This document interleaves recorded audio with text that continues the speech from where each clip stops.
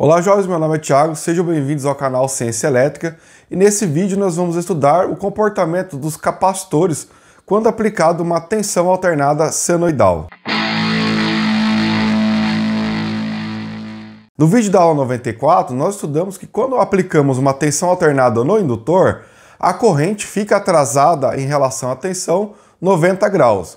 E vimos também que conforme nós vamos aumentando a frequência dessa tensão, a reatância indutiva aumenta. Agora vamos ver como o capacitor se comporta. Para essa análise, vamos mais uma vez usar a figura 1. Mas no caso dos capacitores, determinaremos a corrente I para uma determinada tensão V sobre ele. No fim da análise, a relação entre tensão e corrente será conhecida como tensão de oposição, o V do dispositivo ali, e poderá ser determinada para qualquer corrente senoidal I. Quando estudamos os indutores em corrente alternada, nós vimos que a tensão induzida ela se opõe à variação instantânea da corrente.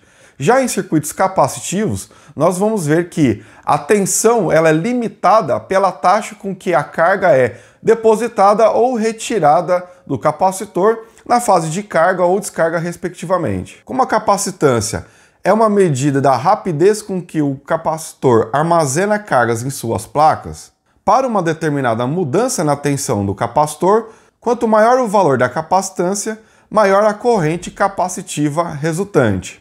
Além disso, a equação fundamental que relaciona a tensão em um capacitor à corrente que atravessa esse capacitor, I é igual a capacitância vezes dV dt, indica que, para uma determinada capacitância, quanto maior a taxa de variação da tensão entre os terminais de um capacitor, maior a corrente capacitiva. Então note que um aumento da frequência corresponde a um aumento da taxa de variação da tensão no capacitor e a um aumento da corrente no capacitor. Isso quer dizer que a corrente em um capacitor é diretamente proporcional à frequência, ou mais especificamente, à velocidade angular e à capacitância dele. No caso da configuração básica vista na figura 2, estamos interessados em determinar uma expressão para a oposição exercida pelo capacitor, assim como a resistência para um resistor e a reatância indutiva ωL no caso de um indutor. Como um aumento da corrente implica em menos oposição e a corrente no capacitor é proporcional à velocidade angular e à capacitância, a oposição por um capacitor é inversamente proporcional à velocidade angular e à capacitância. Agora, como fizemos no caso do indutor, vamos verificar alguma dessas análises usando uma abordagem matemática.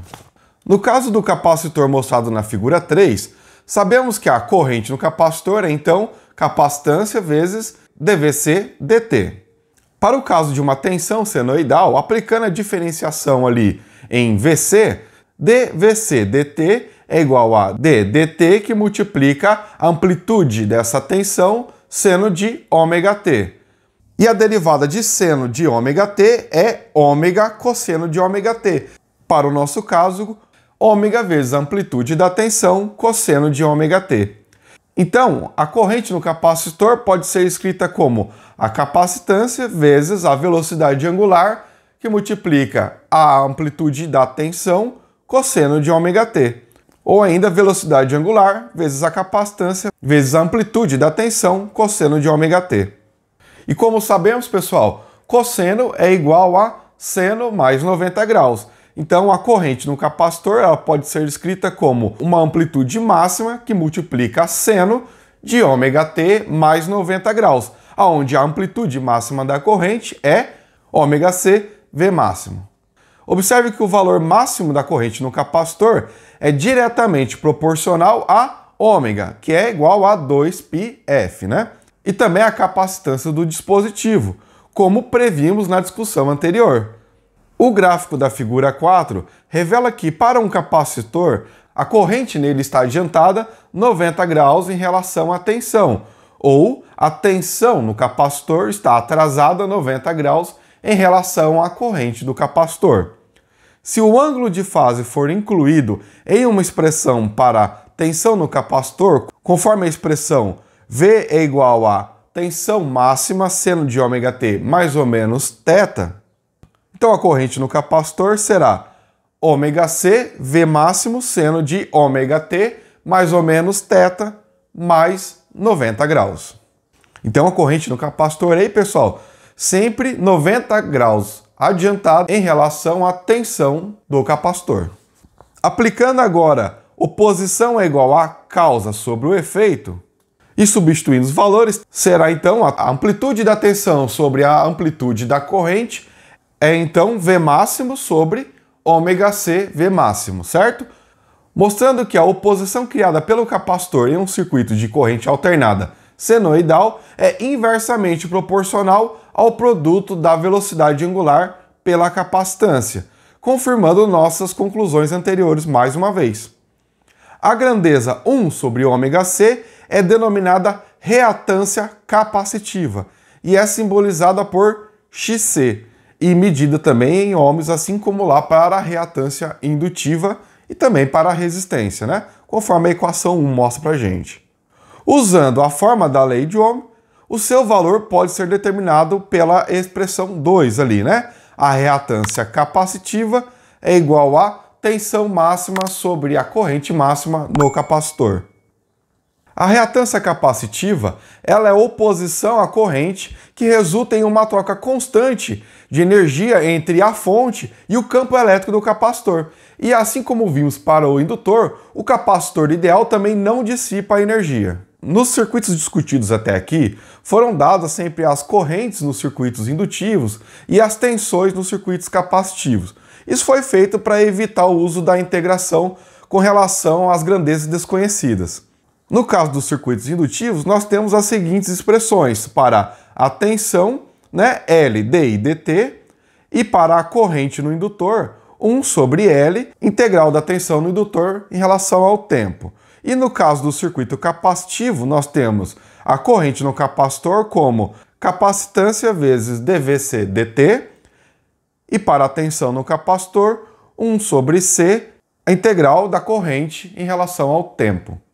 É possível a gente determinar se um determinado circuito com um ou mais elementos é predominantemente capacitivo ou indutivo, observando a relação de fase entre a tensão e a corrente. Se a corrente estiver adiantada em relação à tensão aplicada, o circuito será predominantemente capacitivo e, se a tensão aplicada estiver adiantada em relação à corrente, ele será predominantemente indutivo. Agora que nós temos as equações fundamentais para o cálculo da reatância nos indutores e nos capacitores, não vamos mais precisar de ficar resolvendo integração ou derivação ali para analisar os circuitos que vamos começar a ver agora. Basta aplicar aí a boa e velha lei de Ohm que vamos conseguir aí solucionar a maioria dos exercícios e dos problemas que vamos encontrar no dia a dia utilizando esses dispositivos. Mas antes, pessoal, vamos observar alguns detalhes caso vocês queiram simular os capacitores em algum ambiente computacional. Para isso, nós vamos utilizar o circuito da figura 5, né? Temos aí uma fonte de tensão alternada, assim como nós fizemos lá para os indutores lá na aula 94. Vou trazer alguma dica aqui de simulação para quando nós temos um capacitor aqui no circuito. Observe, pessoal, que eu coloquei aqui o capacitor conectado diretamente à fonte, tá? Tem um amperímetro aqui, mas a impedância dele aqui é 0, tá? Então ela é completamente ignorada pelos simuladores. Bom, pessoal, ao tentar aqui iniciar a simulação, vai ter um problema, tá? No caso desse simulador, ele já dá um aviso aqui na parte inferior esquerda da tela, ali ó, laço com o capacitor sem resistência. Bom, pessoal, como não há nenhuma resistência série, a corrente, né, matematicamente tende aí ao infinito. Certo? Porque não tem nenhuma resistência para limitar a fase de carga do capacitor no início da simulação. Se você tentar simular, ele não vai deixar. No caso desse simulador, outros simuladores vão apresentar algum tipo de mensagem de erro. Esse aqui ele já apresenta a mensagem de erro antes mesmo de você inicializar a simulação, ok? Então, pessoal, não dá para colocar o capacitor em paralelo com uma fonte de tensão que vai dar esse problema aí. Ok? Agora, o que a gente pode fazer? Assim como nós fizemos lá na aula 94, coloca um resistor em série Coloque com o menor valor possível se você quiser minimizar o efeito desse resistor, mas lembre-se que além dele possibilitar fazer a simulação, observe que a mensagem de erro já sumiu, só de eu inserir um resistor aqui em série, né? Ele também vai atenuar aquele efeito lá de ter uma corrente no capacitor ou uma tensão, dependendo do caso, do circuito, com um offset permanente, tá? A gente tem que ter aqui um resistor para ter uma constante de tempo calculável aqui pelo algoritmo aqui do simulador. Eu vou colocar primeiramente uma resistência bastante pequena, correto? E vamos fazer aqui uma primeira simulação. Olha lá, pessoal, com um valor da resistência aqui bastante pequeno, o efeito desse resistor aqui, como ele tem um valor pequeno, ele é bastante atenuado. Observem que a corrente aqui em amarelo, ó, ela está cruzando a passagem por zero aqui, ó, antes da tensão, que é o verde aqui, olha aí, pessoal. Por quê? Conforme nós acabamos de estudar na aula, né, pessoal, a corrente está adiantada 90 graus em relação à tensão, quando a gente tem um circuito capacitivo. Por isso que você está vendo aqui, né, a corrente à frente do valor da tensão. Aqui eu estou com 10 Hz, com uma amplitude de 100 volts na fonte, tá, pessoal? E é um capacitor de 470 microfarads, o que resultaria numa reatância capacitiva, né, de 33,86 ohms aí para 10 Hz, correto? Então, 100 volts dividido por 33,86 ohms resulta numa amplitude de corrente de 2,953 amperes. Bom, vamos observar isso aqui, ó, que a gente tem a amplitude da corrente de 2,953 amperes, ok? E observe que essa amplitude ela está ocorrendo quando? Ó, bem na passagem por zero da tensão. Bom, pessoal, agora vamos ver outras situações e alguns exemplos numéricos, tá? Mas lembrando, pessoal, depois de terminar de assistir essa aula, faça o download da lista de exercícios, tá? O link está na descrição desse vídeo. E depois eu vou subir um vídeo com a solução para você conferir o teu desempenho, se você está conseguindo compreender bem o conteúdo, tá? Depois eu atualizo também o link na descrição para você ter acesso. Ok? Vamos lá então. Exemplo 1. Considerando que a expressão para a tensão em um capacitor de 10 microfarads é 15 seno de 400T, qual é a expressão senoidal para a corrente? Esboce os gráficos de V e I. Bom, a nossa tensão senoidal ela tem uma amplitude de 15 volts, certo? E como ela não tem nenhuma defasagem apontada ali na expressão, nós temos então que ela está se tornando positiva crescente em zero, correto? Então, conforme o gráfico aí, agora precisamos de calcular qual é a amplitude máxima para a corrente. Conforme vimos nessa aula, será a aplicação da lei de Ohm, só que no lugar de usar resistores, vamos utilizar reatância capacitiva, ou seja, corrente máxima será a tensão máxima sobre a reatância capacitiva. E a reatância capacitiva, conforme vimos também nessa aula, é 1 sobre ômega-C. Bom, atribuindo os valores, nós temos 1 sobre 400 radianos por segundo, que multiplica 10 microfarads, resultando em 250 ohms. Agora podemos calcular a corrente máxima como sendo 15 volts sobre 250 ohms é igual a 60 mA. Por fim, temos a expressão para a corrente sendo 60 mA seno de 400T, mas como é uma corrente no capacitor e ela está sempre avançada 90 graus em relação à tensão, então temos que colocar ali também mais 90 graus, tá, pessoal? Temos aí então no gráfico a forma de onda da corrente com um avanço de 90 graus em relação à tensão e uma amplitude ali de 60 mA. Exemplo 2. Considerando que a expressão para a corrente em um capacitor de 47 microfarads é 10 seno de 500T mais 60 graus, qual é a expressão senoidal para a tensão? Esboce os gráficos de V e I. Bom, nesse caso foi nos dado aí a expressão para a corrente. E note que ela está ali com um avanço de 60 graus em relação à origem e uma amplitude de 10 amperes. Bom, para calcular a tensão máxima nesse capacitor, é a aplicação da lei de Ohm usando a reatância capacitiva vezes a corrente máxima.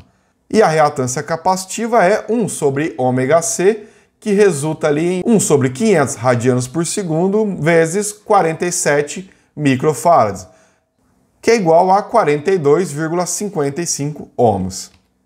Então, aplicando esse valor da reatância capacitiva para o cálculo da tensão máxima, temos ali 425,5 volts.